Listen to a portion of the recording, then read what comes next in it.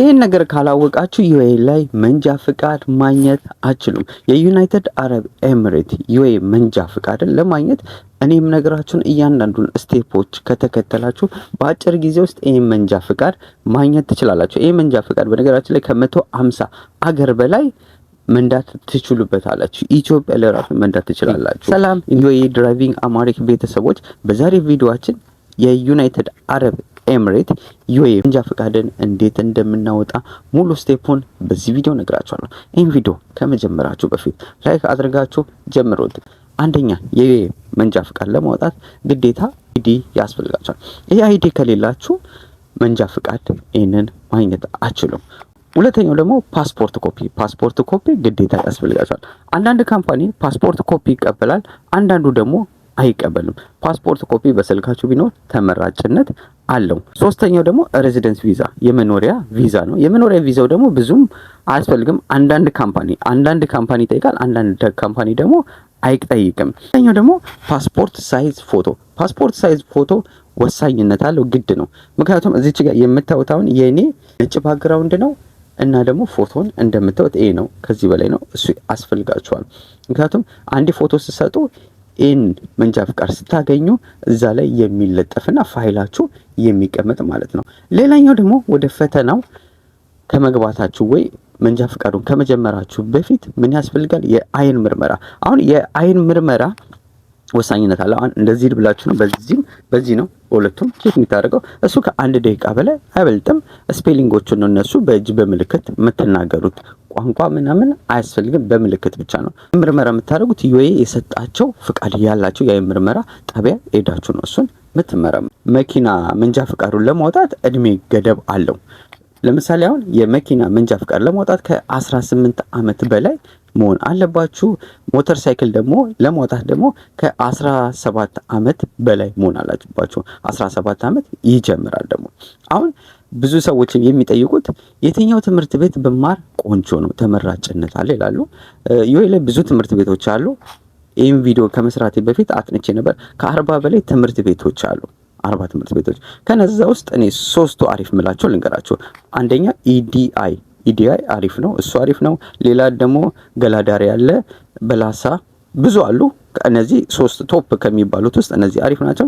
አሁን እነዚህን ካሟላችሁ በኋላ ፋይላችሁን ከፈታችሁ ትምህርት ቤቱ ሄዳችሁ አፕላይ ካደረጋችሁ በኋላ ወደ ፈተናው ላይ እንገባለን። ፈተናው ላይ በምትገቡ ሰዓት ላይ ይህን ለማግኘት 3 ስቴፖችን ማለፍ አለባችሁ። አንደኛው ደግሞ ቲቶሪያል ቴስት አለ። ቲቶሪያል ቴስቱ ደግሞ ምንድነው?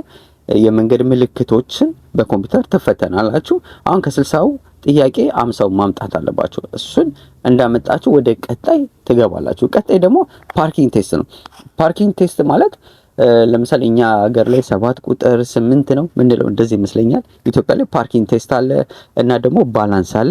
እሱን ካለፋችሁ በኋላ ወደ ሮድ ትገባላችሁ። የሮድ ላይ ደግሞ የሚሰጣችሁ ክላስ አለ።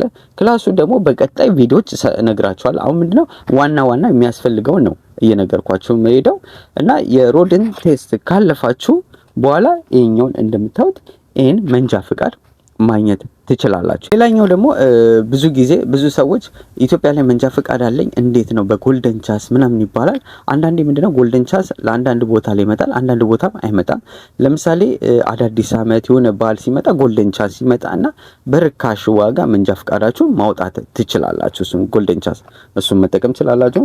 እና ደግሞ የመጨረሻው ነገር ዋጋ ነው፣ ፕራይስ ዋጋ። ብዙ ሰዎች ዋጋ እንዴት ነው ለማውጣት ብሎ ይጠይቃሉ። ዩኤኢ ላይ በነገራችን ላይ ከአንዱ ትምህርት ቤት ይለያል። ለምሳሌ ሊሚትድ እና አንሊሚትድ አለ። ሊሚትድ ከሆነ ደግሞ ምንድነው አንዴ 4000 ብር ትከፍሉና የመጀመሪያው አንዴ ፈተናው በ4000 ብር ጨርሱታላችሁ። ካለፋችሁ ይሄን ትይዙታላችሁ። ካላለፋችሁ ድጋሚ ብር ነው የምታወጡት፣ አዲስ ነው የምትማሩት። ግን እኔ የምመክራችሁ ሪኮመንድ የመንጃ ፍቃድ ማውጣት ከፈልጋችሁ አንሊሚትድ ብትጠቀሙ አሪፍ ነው። አንሊሚትድ ምንድነው 10 ጊዜም 20 ጊዜም ብትወድቁ ይሄ መንጃ ፍቃድ እስከምታገኙ ድረስ 8000 9000 ብር ከፍላችሁ መማር ትችላላችሁ ማለት ነው።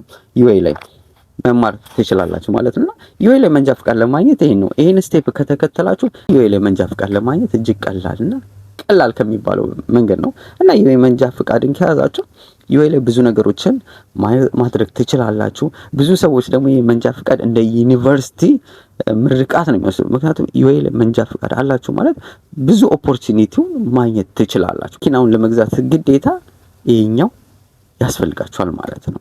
ስለሆነ ዩኤ ላይ መንጃ ፍቃድ ብታወጡ አሪፍ ነው። 150 ሀገር ላይ መንዳት ትችላላችሁ። ቀጣይ ደግሞ ስለ መንጃ ፍቃድ ህጎቹን የተለያዩ ነገሮችን እያየን እንሄዳለን ማለት ነው። ዩኤ ላይ መንጃ ፍቃድ ለማውጣት ዋና የሚያስፈልጉት እነዚህ ናቸው። ይህን ቪዲዮ ላይክ አድርጉት። ሀሳብ አስተያየት፣ ጥያቄ ካላችሁ ኮሜንት ላይ አስቀምጡልኝ።